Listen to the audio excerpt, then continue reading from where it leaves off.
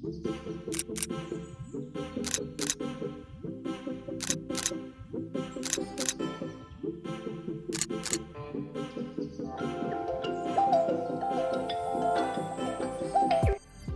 Friends, welcome back to my channel. मैं हूं आरती और स्वागत है आपका मेरे चैनल आरतीस डायरी में।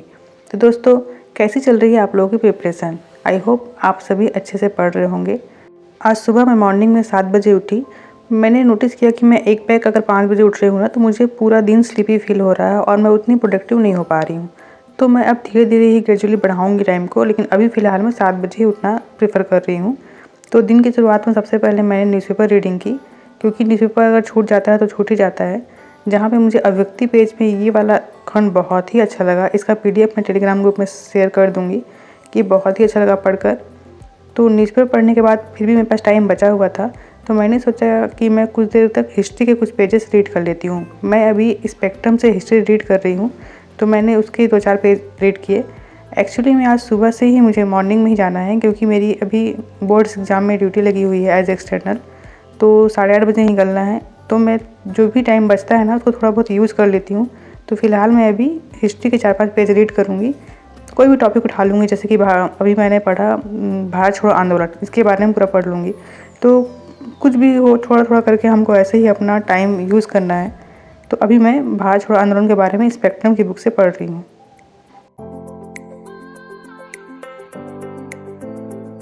जब हमको कहीं जाना रहता है, जैसे कि कुछ टाइम डिसाइड रहता है कि हाँ इतने बजे हमको कहीं पहुंचना है या कहीं कुछ काम करना है, और हम पहले पढ़ने बैठते हैं, तो हमारा वो टाइम यूज़ नहीं हो पाता। हमारा ध्यान उसमें ही लगे रहता है कि हमको जाना है, जाना है, जाना है। तो ऐसे में एक ट्रिक जो मैंने अप्लाई किया, बहुत अच्छे से काम कर रही है। आप फुली प्रिपेयर होकर सिर्फ निकलने के लिए रेडी हो जाइए और उसके बाद पढ़ने बैठिए। ऐसे में आप लास्ट मिनट तक थोड़ा सा ध्यान जाएगा फिर भी, लेकिन लास्ट मिनट तक आप पढ़ सकते हैं और आप ज़्यादा टाइम यूटिलाइज़ कर लेंगे।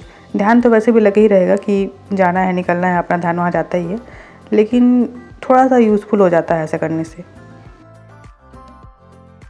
स्कूल से लगभग 1 बजे मैं वापस आई और उसके बाद मैंने लंच प्रिपेयर किया।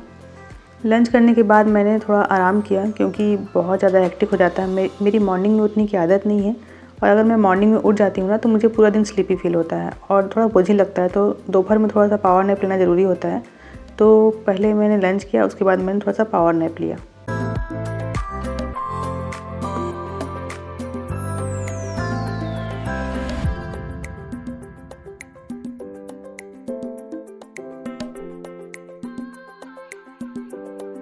अभी 1-2 दिन से मौसम बहुत ही अच्छा बना हुआ है, तो शाम को मैं छत पर चली गई। छत का व्यू बहुत ही अच्छा था। दोस्तों, सबकी लाइफ में ना कुछ एक ट्रिगर पॉइंट होता है जो आपको पीस देता है, जो आपको खुशी देता है। जैसे मुझे ना, मैं अगर नेचर के बीच में रहती हूँ, जैसे कि बहुत हवा चल रही है या ग्रीनरी के बीच में रहती हूँ, तो मुझे बहुत शांत लगता है। मेरा एक तरह से ये मेरा मेडिटेशन है। तो मैं इसे यूज़ करती हूँ अपने आप को शांत रखने में। मेरा ख़राब से ख़राब दिन या ख़राब से ख़राब मूड भी हो ना, और ऐसा मौसम हो, या मैं कहीं किसी ग्रीन जगह पे गई हूँ या ऐसी जगह पे गई हूँ जहाँ बहुत सारे पेड़ पौधे हों, जैसे बागीचा, पार्क, तो मैं ऑटोमेटिकली ही अपना मूड ठीक कर लेती हूँ। तो आप लोग भी अपनी लाइफ में कुछ ऐसा पॉइंट ढूंढिए जिससे जो आपको खुशी देती है। जैसे उसकी लिस्ट बना के रखिए और उसको यूज़ करिए जब भी आपका मूड ख़राब होना, जब भी आपको पढ़ने में फोकस्ड फील ना करें, जब भी ऐसा लगे कि लाइफ बहुत तेज़ भाग रही है और आप उसके साथ तालमेल नहीं बैठा पा रहे हैं, तो आप उन चीज़ों को यूज़ करिए। आप उन सारी चीज़ों की लिस्ट बनाइए जो चीज़ें आपको सुकून देती हैं, जिन चीज़ों से आप शांत फील करते हैं। सबकी लाइफ में कुछ ना कुछ होता है जिस चीज़ों को करने से आप बहुत ही, कुछ लोग मूवी देख के खुश होते हैं, कुछ लोग पबजी खेल के खुश होते हैं, कुछ लोगों को मोबाइल में गेम्स खेलना पसंद है, कुछ लोगों को गाने सुनना पसंद है। तो जो भी चीज़ आपको खुशी देती है ना, उसको उस टाइम यूज करिए जब आप बहुत ज़्यादा पैनिक कर रहे हो या आपको लग रहा हो कि अब नहीं हो पा रहा है। उस टाइम इन चीज़ों को ट्राई करिए। कुकिंग, मैंने ना शादी के बाद कुकिंग ट्राई की है, तो कुकिंग भी एक तरह का मेडिटेशन है। जब आप कुकिंग करते हैं ना, तो आप फुली फोकस्ड होकर आप कुकिंग करते हैं। ऐसे में आपका एक प्रकार से मेडिटेशन ही हो जाता है। कुछ टाइम के लिए आपका ध्यान अपनी चीज़ों से हटकर उसमें जाता है, तो आप उसको भी as a meditation, as a मतलब ट्रिगर पॉइंट यूज कर सकते हैं, जो आपकी लाइफ में वैल्यू ऐड करें, जो आपको कुछ टाइम के लिए आपका जो मेन जीवन है ना, उससे अलग रखें, ताकि आप दोबारा रिचार्ज हो सकें और अपने काम में दोबारा 100% दे सकें।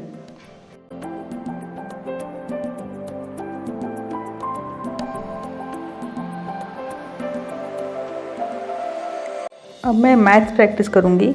आज ज़्यादा टाइम निकाल नहीं पाई हूँ पढ़ाई को, लेकिन फिर भी मैं मैथ्स को नहीं छोड़ रही हूँ, क्योंकि अगर ये छूट जाता है ना तो छूट ही जाता है। जितने भी थ्योरी सब्जेक्ट हैं अगर वो छूट रहे हैं तो आप एट लास्ट एग्ज़ाम के टाइम में जैसे भी करके उनको पढ़ लेते हैं, लेकिन अगर मैथ्स छूटता है ना तो उसका प्रैक्टिस छूट ही जाता है। तो ये ऐसा सब्जेक्ट है जिसको रोज़ पढ़ना चाहिए, मैथ्स को और लैंग्वेज को, क्योंकि आप ये एक दिन की खीर नहीं है जो आप एक दिन पकाए और खा लिए। ये डेली थोड़ा थोड़ा प्रैक्टिस मांगते हैं। तो इसलिए मैं आज लेट में ही बैठी हूँ, लेकिन मैं मैथ्स पढ़ूँगी ये सोच कर रखी थी। तो 1 घंटे अभी मैं मैथ्स बनाऊँगी।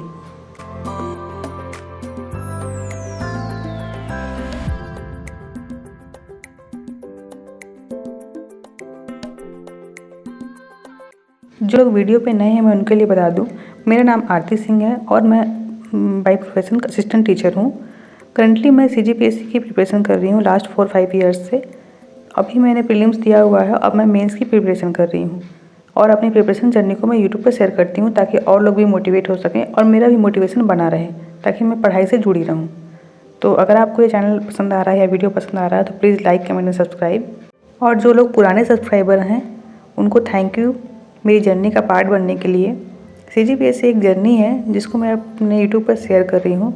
आई होप मैं अपनी जर्नी में अपने मंजिल पर पहुँच पाऊँ और आई विश कि आप सभी भी जो तैयारी कर रहे हैं वो लोग जल्द से जल्द अपनी मंजिल को पाएँ।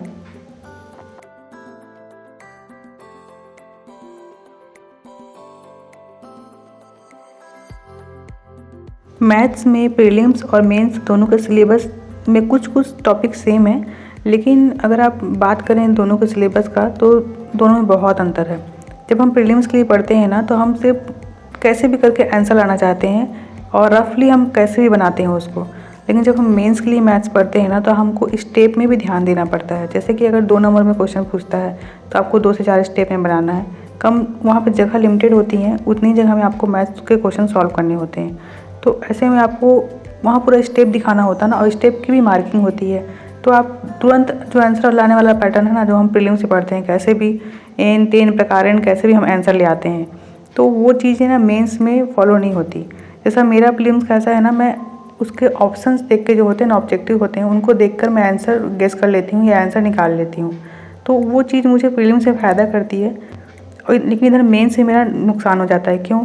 क्योंकि मुझे आदत है आंसर निकालने की, लेकिन मैं आंसर के स्टेप जो होते हैं ना वो मिस कर देती हूँ।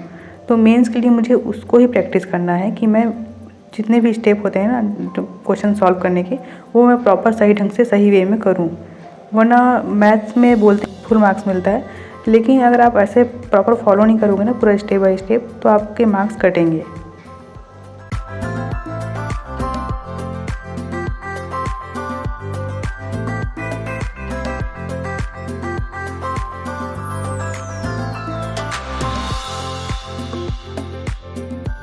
पढ़ते समय एक और चीज़ है जो आपको बहुत ध्यान रखनी चाहिए, आपके पास सिलेबस सामने दीवार में चिपका होना चाहिए या तो आपके हाथ में सिलेबस होना चाहिए, क्योंकि ऐसे में आप ऑन ट्रैक रहेंगे, आप एक्स्ट्रा नहीं पढ़ेंगे और जो कुछ छूटेगा भी नहीं।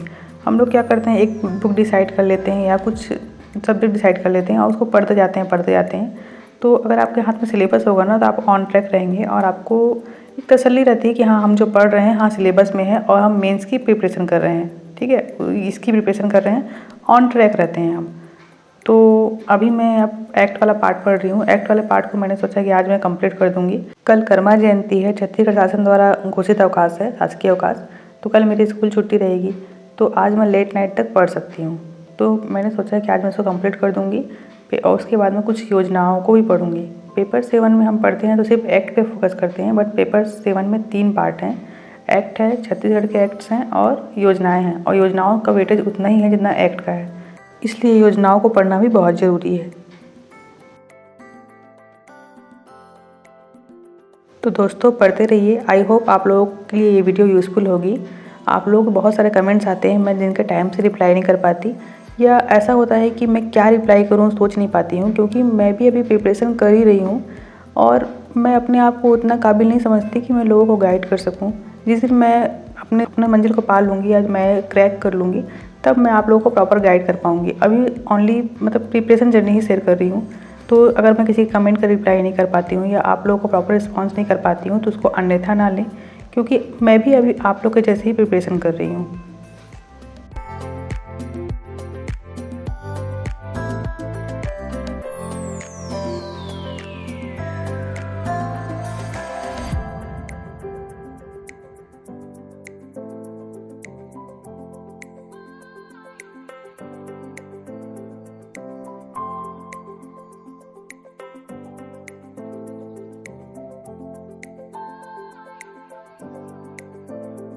तो दोस्तों आज की वीडियो में इतना ही। अगर वीडियो पसंद आ रही हो तो वीडियो को like, comment and subscribe. Thank you for watching.